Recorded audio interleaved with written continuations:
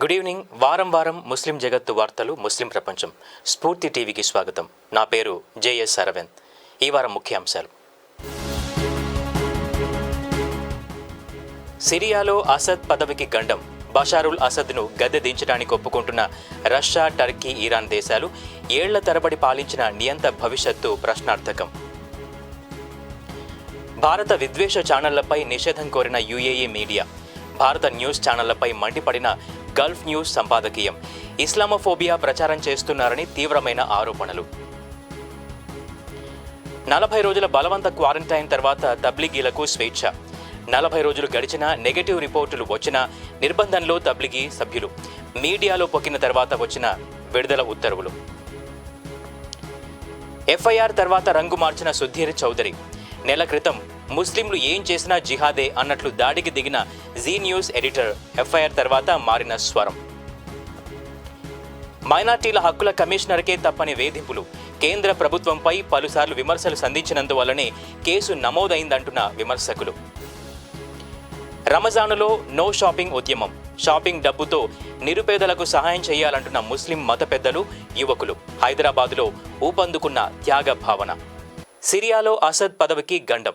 సిరియాలో అత్యంత నిరంకుశ పాలకుడిగా పేరుపడిన బషారుల్ అసద్ను తొలగించే విషయమై రష్యా, టర్కీ, ఇరాన్ దేశాల మధ్య ఒక అవగాహన కుదిరిందని వార్తలు వచ్చాయి.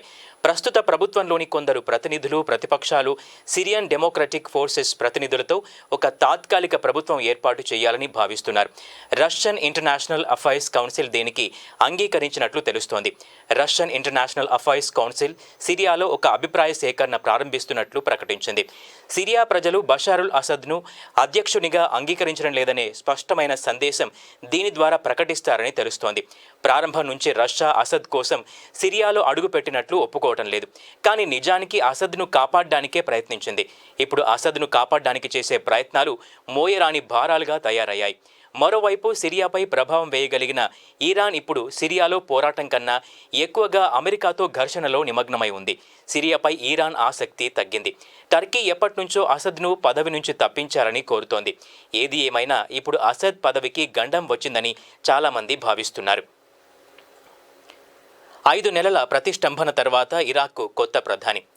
ఇరాక్లో ఒకవైపు ఆర్థిక సంక్షోభం, మరోవైపు కరోనా వైరస్ విపత్తులు కోలుకోలేని దెబ్బతీశాయి. గత 5 నెలలుగా రాజకీయ సంక్షోభం కూడా కొనసాగుతోంది. చివరకు ఇరాక్లో పార్లమెంటు రాజకీయ సంక్షోభానికి తెర దించుతూ కొత్త ప్రభుత్వానికి గ్రీన్ సిగ్నల్ ఇచ్చింది. మాజీ ఇంటెలిజెన్స్ అధిపతి ముస్తఫా అల్ కాజ్మీ ప్రధానిగా ఎంపికయ్యారు. మహదీ స్థానంలో ప్రధానిగా నియమించబడతారు. గత నవంబర్ తర్వాత నుంచి ఇరాక్లో ప్రధానమంత్రిగా నియమించబడిన 3వ వ్యక్తి కాజ్మీ. ఇరాక్ భద్రత, ప్రగతి, స్థిరత్వాలే తమ నినాదాలని కాజ్మీ ప్రకటించారు. ఇతర మంత్రివర్గాన్ని ఇంకా నియమించలేదు. చమురు మంత్రి, విదేశీ మంత్రి ఎవరనేది చాలా కీలకంగా మారుతుంది. వాణిజ్య, న్యాయ, సాంస్కృతిక శాఖలకు కాజ్మీ ఎన్నుకున్న మంత్రుల్ని పార్లమెంటు నిరాకరిస్తుందనే వార్తలు కూడా వచ్చాయి. ముస్తఫా కాజ్మీ గతంలో జర్నలిస్టుగా పనిచేశారు. సద్దాం హుస్సేన్కు వ్యతిరేకంగా అనేకసార్లు రాశారు. అప్పట్లో ఇరాన్లో ఆశ్రమం పొందారు. ఇరాకీ నేషనల్ ఇంటెలిజెన్స్ సర్వీసెస్ అధిపతిగా 2016 నుంచి పనిచేస్తున్నారు. భారత విద్వేష ఛానళ్లపై నిషేధం కోరిన యుఏఈ మీడియా. యునైటెడ్ అరబ్ ఎమిరేట్స్లో అతిపెద్ద మీడియా సంస్థ, పెద్ద దినపత్రిక గల్ఫ్ న్యూస్. భారతదేశానికి చెందిన న్యూస్ ఛానళ్లు యునైటెడ్ అరబ్ ఎమిరేట్స్లో ప్రసారం అవుతుంటాయి. Republic TV, Zee News, India TV, Aaj Tak, ABP, Times Now ఛానళ్లపై గల్ఫ్ న్యూస్ తీవ్రమైన విమర్శలు రాసింది. ఈ ఛానళ్లు విద్వేషాన్ని ప్రచారం చేసే ఛానళ్లని పేర్కొంది. ఈ ఛానళ్లను యునైటెడ్ అరబ్ ఎమిరేట్స్లో నిషేధించాలని డిమాండ్ చేసింది. టీవీ ప్రత్యక్ష కార్యక్రమాల్లో ప్రచారం చేసే విద్వేషం వల్ల ప్రజలు చాలా ప్రభావితులవుతారు. పైగా పేరున్న యాంకర్లు ఈ పని చేస్తుంటే దాని ప్రభావం మరింత బలంగా ఉంటుంది. ఈ ఛానళ్లపై అధికారులు వెంటనే చర్యలు తీసుకోవాలని సంపాదకీయం రాసింది. యుఏఈ, ఇతర అరబ్బు దేశాల్లో ఇటీవల ఇస్లామోఫోబిక్ ట్వీటులు అనేకం వచ్చాయి.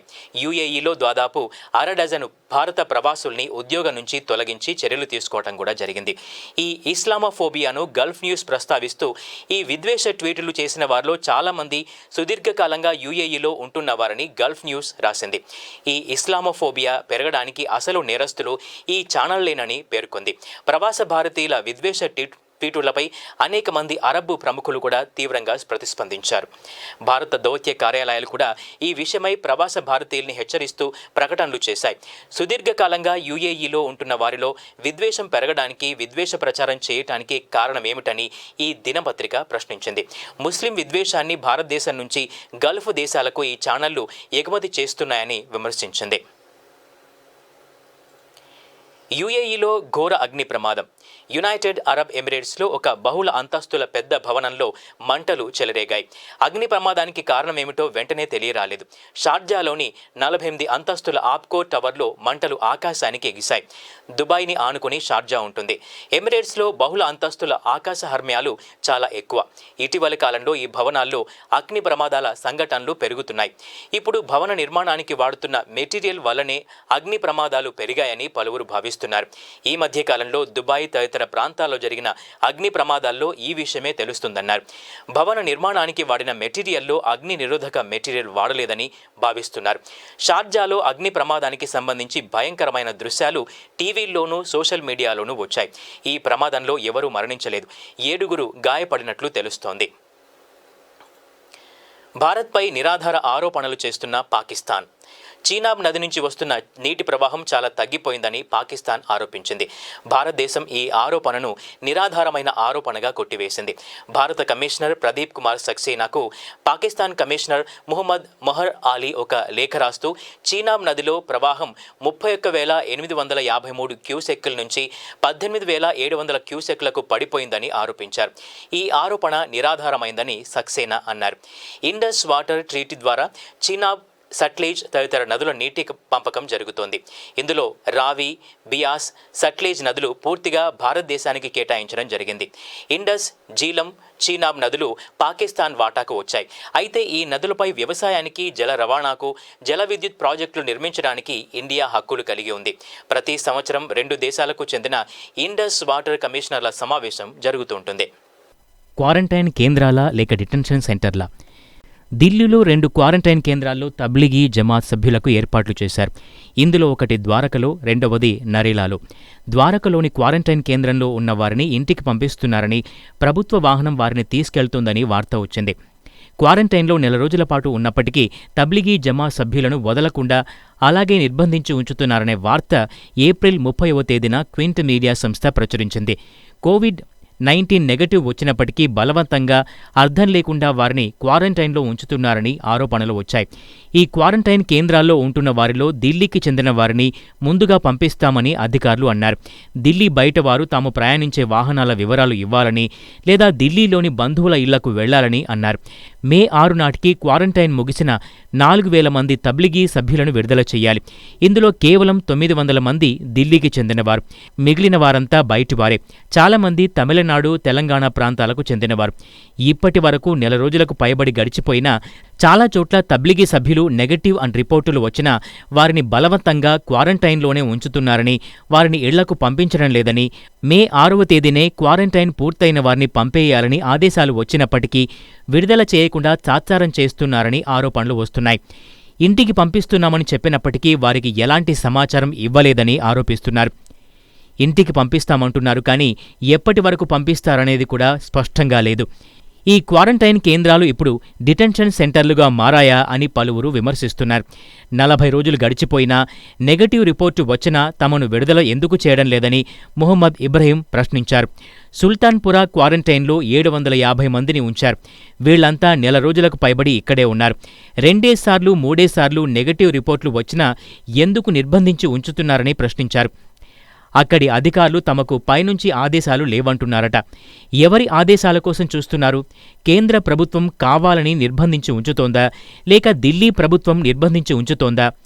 చట్టం ప్రకారం 14 రోజుల క్వారంటైన్ ఉంటే 40 రోజులుగా ఎందుకు నిర్బంధంలో ఉంచుతున్నారు? ఎందుకు నిర్బంధంలో ఉంచారో కారణమన్నా చెప్పాలి కదా అంటున్నారు. మరో విషయం ఏమిటంటే పాజిటివ్ పేషెంట్లను కూడా తీసుకొచ్చి ఇక్కడ ఉంచుతున్నారు. పాజిటివ్ పేషెంట్లను కూడా అక్కడ తీసుకొచ్చి నెగటివ్ పేషెంట్లతో పాటు కలిపి ఉంచడం ద్వారా ఏం చెయ్యాలనుకుంటున్నారని వీళ్లు నిలదీసి ప్రశ్నిస్తున్నారు. క్వారంటైన్లో పేషెంట్లకు సేవలు చేసేవారు ఎవరూ ఉండరని, ఇక్కడ ఉన్నవాళ్లే చూసుకుంటున్నారని అన్నారు. క్వారంటైన్ పేరుతో డిటెన్షన్ సెంటర్లు నడుపుతున్నారని విమర్శిస్తున్నారు.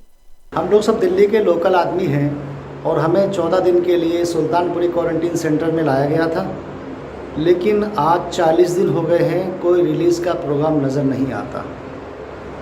और यहाँ 750 लोग हैं, इतने लोगों का वक़्त यहाँ इतना ज़्यादा ज़ाया किया जा रहा है। 750 लोगों को 1 महीने से ज़्यादा हो चुका है। कौन इनके वक्त की निगरानी करेगा? इतने लोगों का वक्त ख़राब हो रहा है, जबकि हम लोगों का टेस्ट भी हो चुका है और सारी रिपोर्टें नेगेटिव आई हैं, उसके बावजूद भी छोड़ा नहीं गया अभी तक। 3 किसी की 2 रिपोर्ट, किसी की 3 रिपोर्ट, सब नेगेटिव। यहाँ जितने क्वारंटीन सेंटर में सब नेगेटिव थे। जो क्वारंटीन में नेगेटिव लोगों को लाया जाता है, जो पॉजिटिव होते हैं उनको हॉस्पिटल पहुँचाया जाता है, और जो ठीक होते हैं उनको क्वारंटीन लाया जाता है। तो यहाँ क्वारंटीन में हमको लाया गया 14 दिन के लिए, लेकिन 14 दिन से ज़ायद होते होते 1 महीना, 1 महीने से सवा महीना, आज 1.5 महीना हो गया करीब करीब। 40 दिन पूरे गुजर चुके हैं, लेकिन कोई प्रशासन और कोई डॉक्टर्स की टीम ये नहीं बता के दे रही कि जी आपको यहाँ से कब रिलीज़ किया जाएगा। ఎఫ్ఐఆర్ తర్వాత రంగు మార్చిన సుధీర్ చౌదరి. కొందరు జాతీయ ఛానళ్ల యాంకర్లు ఇస్లాం ముస్లిం సమాజం గురించి విద్వేష ప్రచారంలో బీజేపీని తలదన్నేలా ఉంటారు. ఇందులో మొదటి వరుసలో ఉండే పేరు జీ న్యూస్ ఎడిటర్ సుధీర్ చౌదరి. మార్చి 11వ తేదీన ముస్లింలు ఏం చేసినా జిహాదే అన్న లెవెల్లో ఒక చెత్త రిపోర్ట్ చదివి వినిపించారు సుధీర్. అయితే ఆయనపై కేరళలోని కోజికోడ్ కస్బా పోలీస్ స్టేషన్లో 2 రోజుల క్రితం ఎఫ్ఐఆర్ దాఖలైంది. జీ న్యూస్ ప్రసారం చేసిన ఆ కార్యక్రమం ఇస్లాం జిహాద్ గురించి చార్టులతో సుధీర్ చౌదరి ప్రసారం చేసిన వ్యాఖ్యలు ముస్లింల మనోభావాల్ని గాయపరిచేవిగాను, ఇస్లాంపై దాడిగాను, హిందూ ముస్లింల మధ్య విద్వేషాన్ని రెచ్చగొట్టేదిగాను ఉందని తీవ్రమైన ఆరోపణలొచ్చాయి. ఈ ఛానళ్లు చేస్తున్న ఈ విద్వేష ప్రచారం, ఇస్లాం వ్యతిరేక ప్రచారం, ఇస్లామోఫోబియాపై ఇప్పుడు గల్ఫ్ దేశాల నుంచి కూడా తీవ్రమైన ప్రతిక్రియ వస్తోంది. ఈ ఛానళ్లను అక్కడ నిషేధించాలనే డిమాండ్లు బలం పుంజుకుంటున్నాయి. సుధీర్ చౌదరితో పాటు అనేక మంది యాంకర్లు వ్యవహరిస్తున్న తీరుపై సోషల్ మీడియాలోనూ తీవ్రమైన విమర్శలు వినవస్తున్నాయి. దేశంలో ముస్లింలకు వ్యతిరేకంగా జీ న్యూస్ యాంకర్ సుధీర్ చౌదరి విద్వేషాన్ని ప్రచారం చేస్తున్నాడని సోషల్ మీడియాలో విమర్శలు హోరెత్తుతున్నాయి. India is not with Zee news hashtag ట్విట్టర్లో ట్రెండ్ అయింది. तो जिहाद उन लोगों का हथियार है जो भारत के टुकड़े टुकड़े करना चाहते हैं। आज हमारे पास जिहाद का एक डायग्राम है, और ये डायग्राम आज मैं आपको पढ़कर आपको दिखाना चाहता हूं। इस डायग्राम को, इसमें जिहाद को 2 हिस्सों में बांटा गया है, ताकि आपको भी समझ में आ जाए कि साजिश क्या है। पहला हिस्सा है हार्ड जिहाद, दूसरा है सॉफ्ट जिहाद। अब आप इसको बड़ी स्क्रीन पर देखिएगा।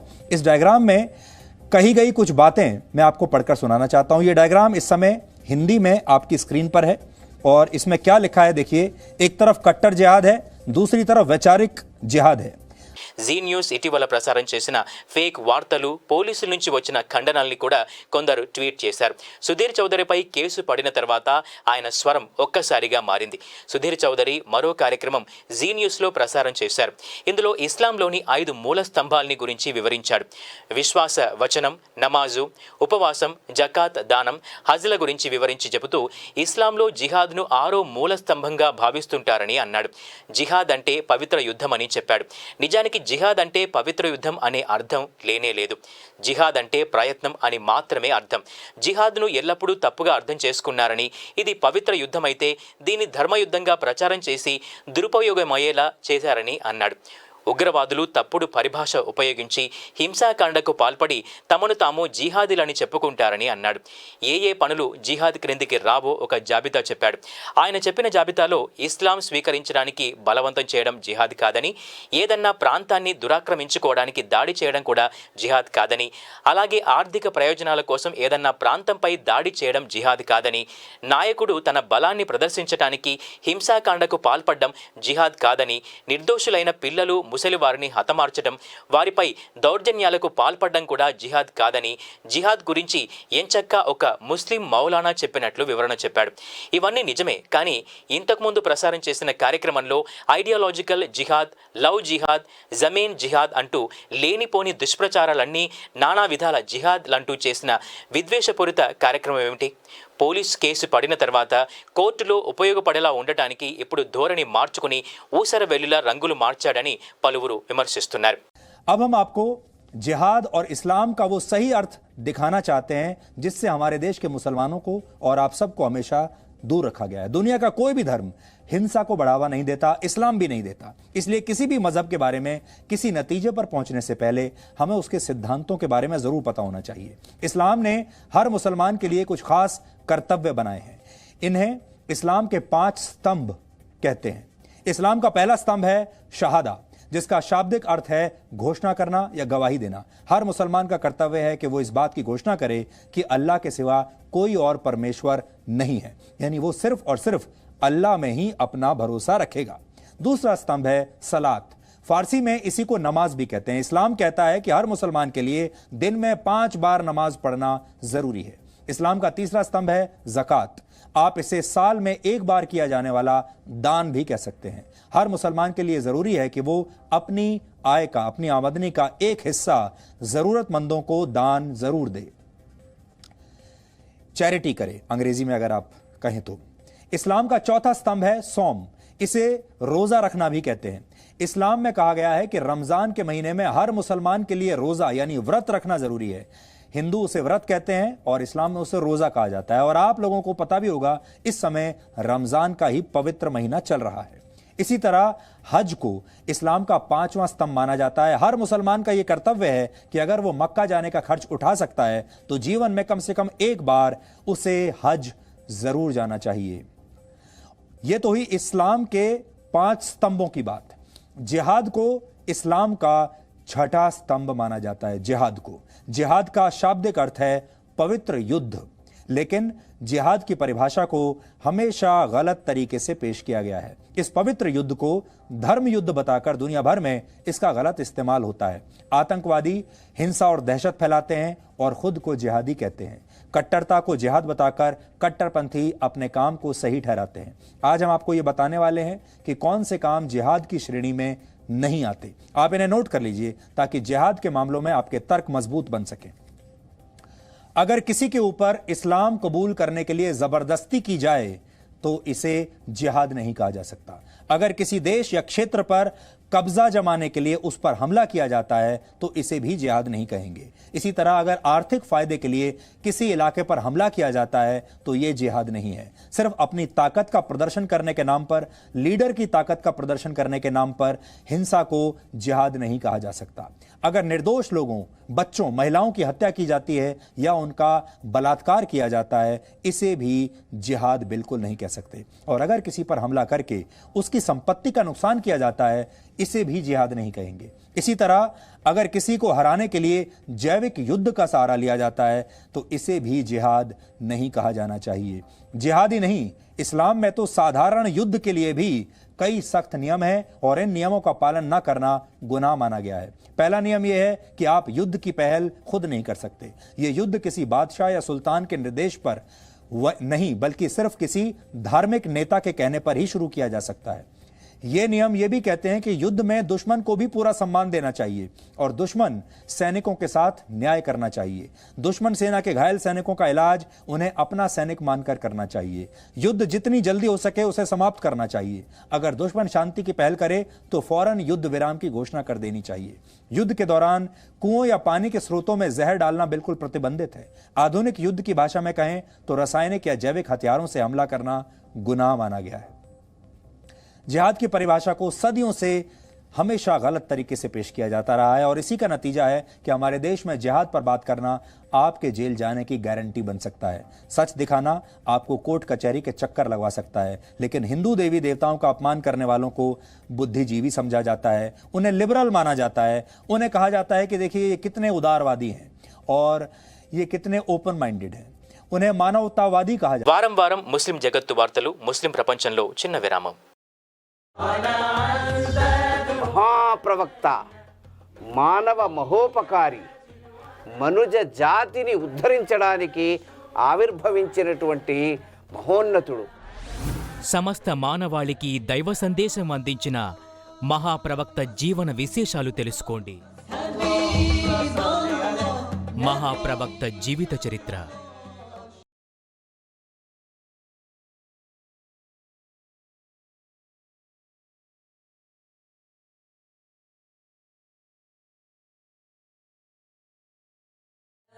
من هو الله الذي لا إله إلا الحمد لله رب العالمين. అల్లా మాత్రమే స్తుతింపదగినవాడు, ఆయన సకల లోకాలకు ప్రభువు.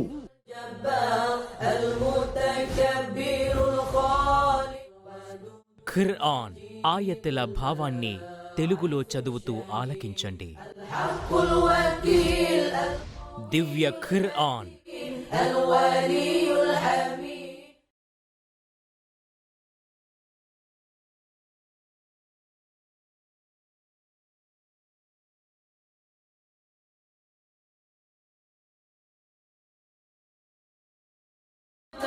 ఇస్లాంపై స్వచ్ఛంగా అమలు చేసిన వారు ఈ సహాబాలు.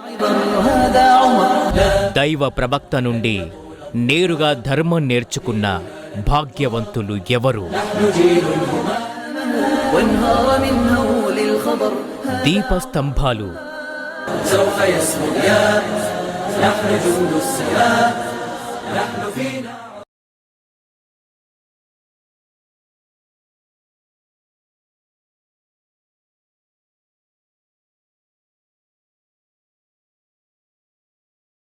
వారం వారం ముస్లిం జగత్తు వార్తలు, ముస్లిం ప్రపంచానికి మళ్ళీ స్వాగతం. ముఖ్యాంశాలు మరోసారి. సిరియాలో అసద్ పదవికి గండం. బషారుల్ అసద్ను గద్దె దించడానికి ఒప్పుకుంటున్న రష్యా, టర్కీ, ఇరాన్ దేశాలు. ఏళ్ల తరబడి పాలించిన నియంత భవిష్యత్తు ప్రశ్నార్థకం. భారత విద్వేష ఛానళ్లపై నిషేధం కోరిన యుఏఈ మీడియా. భారత న్యూస్ ఛానళ్లపై మండిపడిన గల్ఫ్ న్యూస్ సంపాదకీయం. ఇస్లామోఫోబియా ప్రచారం చేస్తున్నారని తీవ్రమైన ఆరోపణలు. 40 రోజుల బలవంత క్వారంటైన్ తర్వాత తబ్లిగీలకు స్వేచ్ఛ. 40 రోజులు గడిచినా నెగటివ్ రిపోర్టులు వచ్చినా నిర్బంధంలో తబ్లిగీ సభ్యులు. మీడియాలో పొక్కిన తర్వాత వచ్చిన విడుదల ఉత్తర్వులు.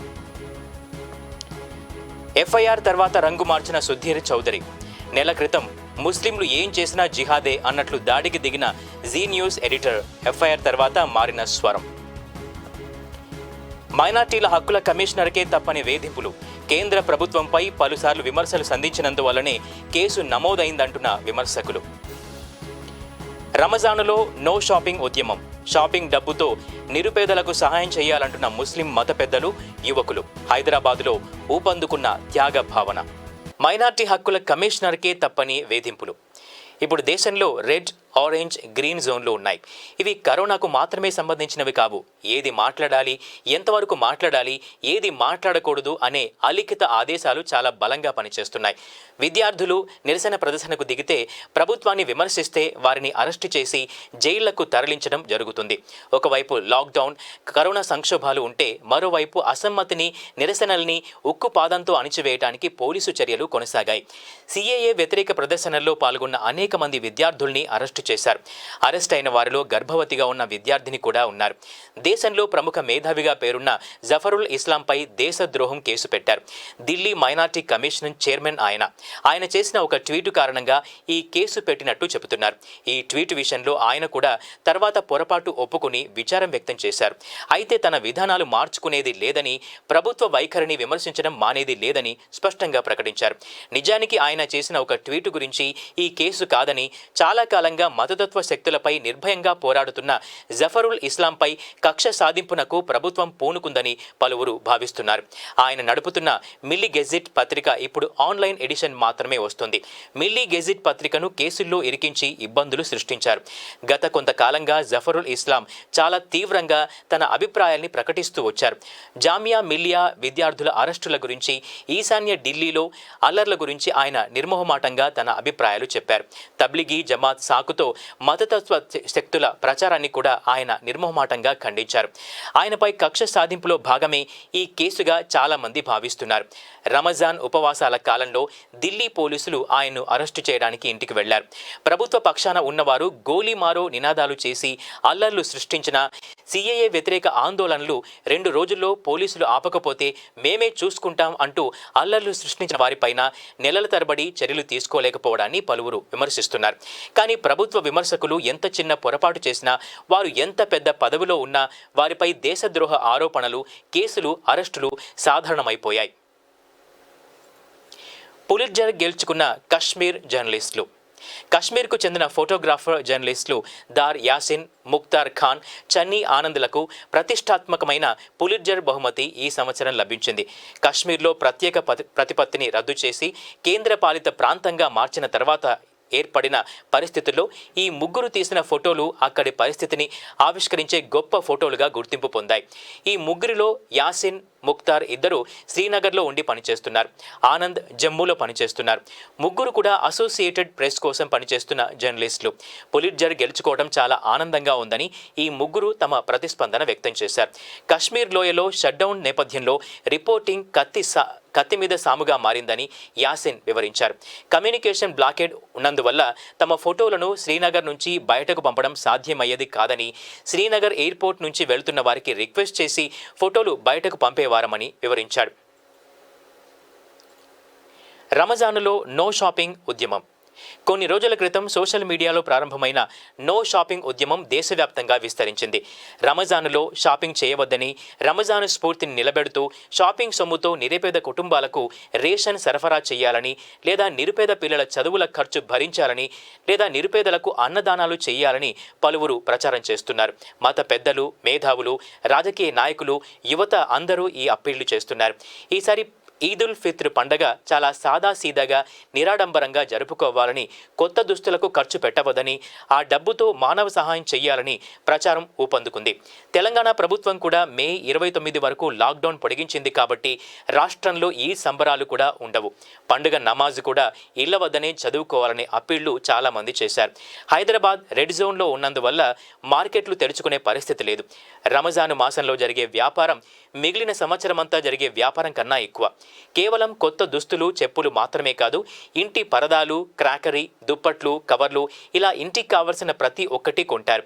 ఒక సగటు మధ్యతరగతి కుటుంబం రమజాన్ ఖర్చు 50,000 మించి ఉంటుందని అంచనా. కరోనా వల్ల వ్యాపారులు ఇప్పటికే చాలా నష్టపోయారు. ఇప్పుడు రమజాన్ షాపింగ్ రద్దు, ఈ డబ్బుతో వలస కూలీలకు, నిరుపేదలకు అన్నం పెట్టననే ఉద్యమం మొదలైంది. హైదరాబాద్ నగరంలో 7వ నిజాం మీర్ ఉస్మాన్ అలీ ఖాన్ మనవడు నవాబ్ నజఫ్ అలీ ఖాన్ ఈ ఉద్యమాన్ని మరింత ఉధృతంగా ముందుకు నడుపుతున్నారు. మర్కజ్ రాగాలాపన ఆపండి అంటున్న పౌర సంఘాలు. మర్కజ్ కేసు లేకపోతే మనకు కరోనాయే ఉండేది కాదంటూ, కరోనాకు కారణం తబ్లిగీ జమాత్ అన్నట్లు తెలంగాణ ప్రభుత్వంలోని పెద్దలు, ముఖ్యమంత్రి, ఆరోగ్య మంత్రి మాట్లాడడం ఎక్కువైంది. ఈ ధోరణిని మానుకోవాలని 100కు పైగా పౌర సంఘాలు ముఖ్యమంత్రికి విజ్ఞప్తి చేస్తూ లేఖ రాశాయి.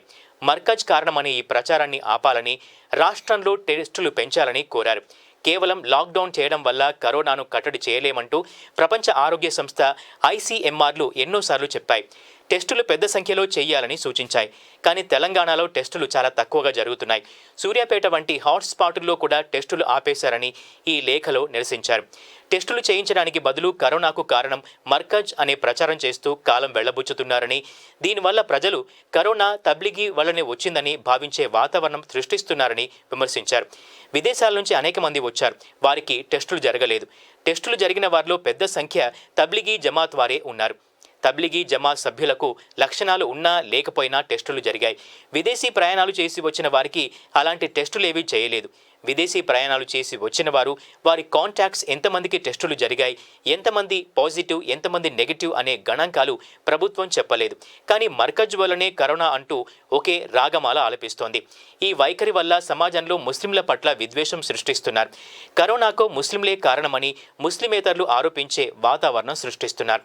ప్రభుత్వం ఈ ధోరణి మానుకోవాలని ఈ పౌర సంఘాలు కోరాయి. మరిన్ని వార్తలతో వచ్చే వారం కలుసుకుందాం. అంతవరకు సెలవు.